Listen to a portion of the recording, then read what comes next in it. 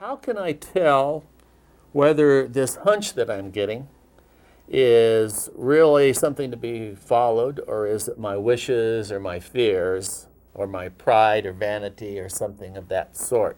And this is where I think the holistic aspect of intuition is important, because if you start developing integrity, I think intuition works best when you're working in a context of integrity. You want to live with integrity, then that means that you want to be true to yourself and you want yourself to fit into life in the most harmonious way. You're not in it just for yourself, but you want to fit. Then you can be honest with yourself. We're not perfect beings. We don't have to be perfect to work intuitively, but it helps know ourselves. For example, if you have a decision to make about what's the best thing to do, be honest with yourself. What do you really want to do? What are you afraid you would be told would be the right thing? You know, like what's your worst case scenario here? So you lay it out on the table, get everything out on the table. This is what my hopes are. These are what my fears are. Oh, okay, now I'll go in what really is the best thing. So I think, just being upfront with yourself really helps a lot.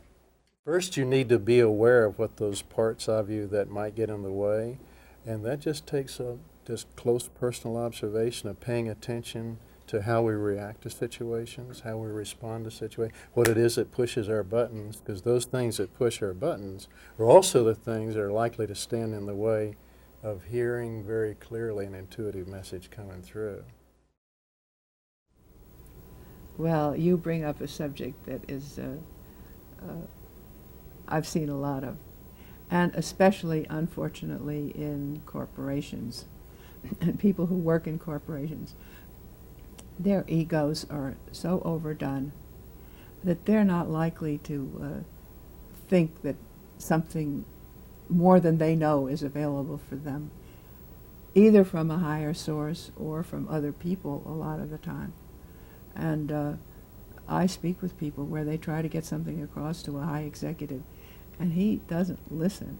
He doesn't want to listen. And there's a conflict between overdone ego and intuition. Well, when you're trying to figure out something for yourself, that's when the ego will come in, and you'll, find it really very difficult.